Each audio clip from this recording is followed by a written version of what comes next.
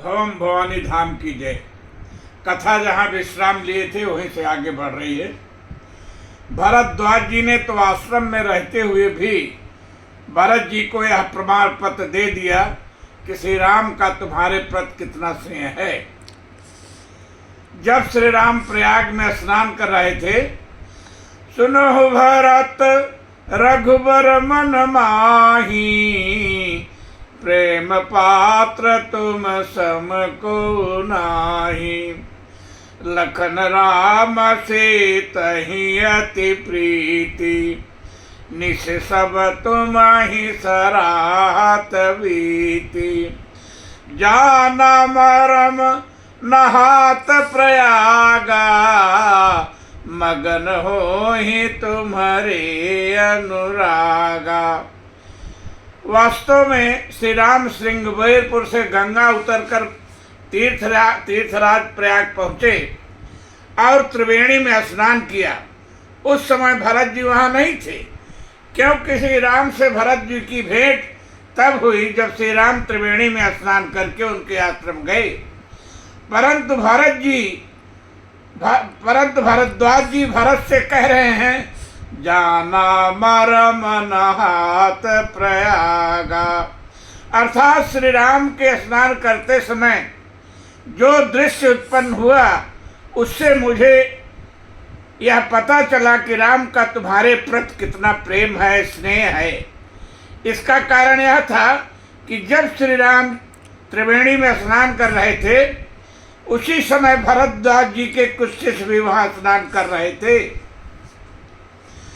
श्री राम ने स्नान करके जब तर्पण व जलांजल दिया और तीर्थ पुरोहितों ने मंत्र में यह बोला कि जम्बोदीपे भरत खंडे, त्यों ही मंत्र के भरत शब्द को सुनते ही श्री राम को भरत जी का स्मरण हो आया। वे भरत के अनुराग में डूब गए। श्री राम की यह स्थिति भरद्वाज जी के शिष्यों ने उन्हें बताया था। इसी कारण भरद्वाज जी स्नान के समय भले ही वहाँ नहीं थे, लेकिन उनको राघव का भरत के प्रति कितना स्नेह है इसे वे बहुत अच्छे प्रकार जानते हैं। श्री राम को त्रिवेणी में स्नान करते व यमुना के जल को देखकर भरत का स्मरण करके राघव कितना भाव विभोर हो रहे हैं, यह भरद्वाज जी को ध्यान से ही ज्ञात है। इसलिए भरत जी को उन्होंने बताया कि श्री राम का तुम पर कितना प्रेम है, यह मैंने उनके त्रिवेणी में स्नान करते समय ही जान लिया था।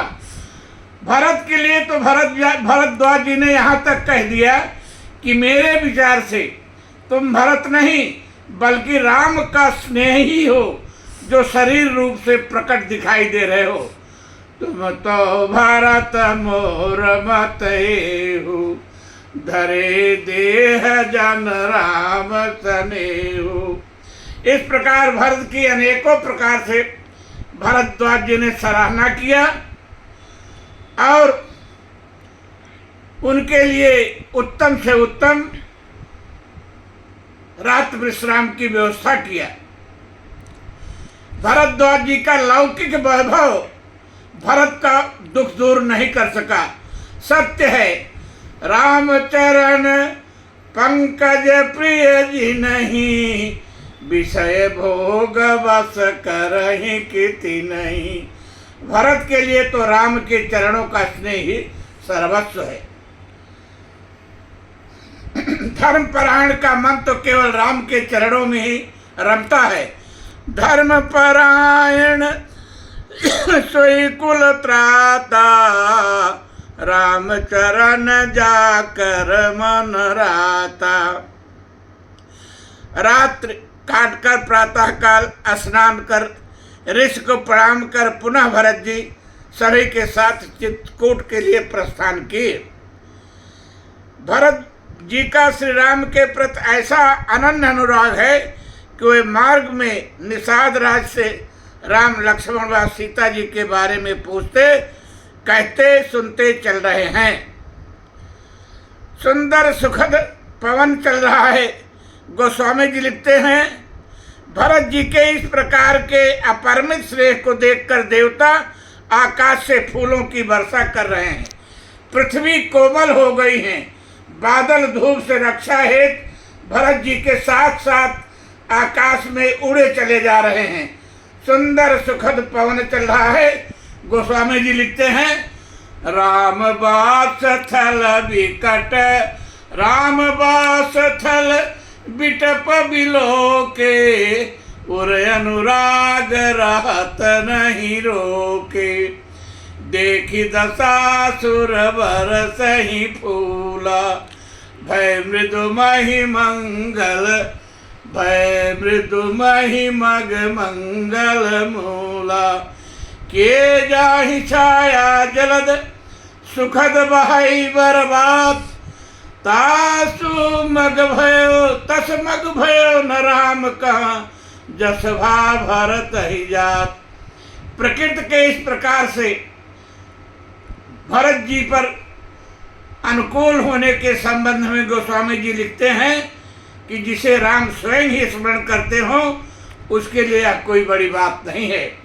यह बड़ी बात भरत करनाही, सुमिरत जिनहि राम मन माही, भरत राम प्रिय पुनि लघु भ्राता, कस न होई मुद मग मंगल दाता। भरत की इस अप्रत्याशित प्रभाव पर सबसे अधिक चिंता देवताओं के राजा इंद्र को हुई। वह सोचने लगे, जब भरत के इस प्रेम में यह शक्ति वह प्रभाव है कि प्रकृति इनके अनुकूल हो रही है और वायु बादल पृथ्वी तक भरत की सेवा में संलग्न हो गए हैं, तो फिर राम को तो केवल प्रेम ही प्यारा है, राम ही केवल प्रेम प्यारा। अतः कहीं श्री राम भरत के श्रेय में अयोध्या वापस न चले जाए। ऐसा विचार कर देवराज इंद्र सोच में डूब गए। देख कि प्रभाव सुरोसई सोचू, परंतु देवराज तो केवल षड्यंत्र सोच सकते हैं, उसे क्रियान्वित नहीं कर सकते।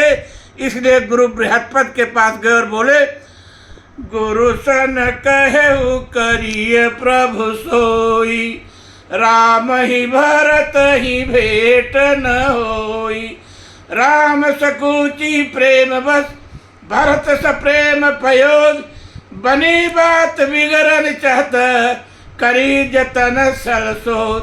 देवराज इंद्र की यह बात सुनकर बृहस्पति जी हंस पड़े कि 1000 नेत्र रखने पर भी देवराज इंद्र अंधों की तरह बात कर रहे हैं। बचन सुनत सुर गुर मुस्काने, सहस नयन बिनु लोचन जाने, मायापति सेवक सन माया, करई न उलटी पर ही सुर राया। बस अब कथा यहीं पर विश्राम लेगी। बहुत बहुत भवानी धाम की जय।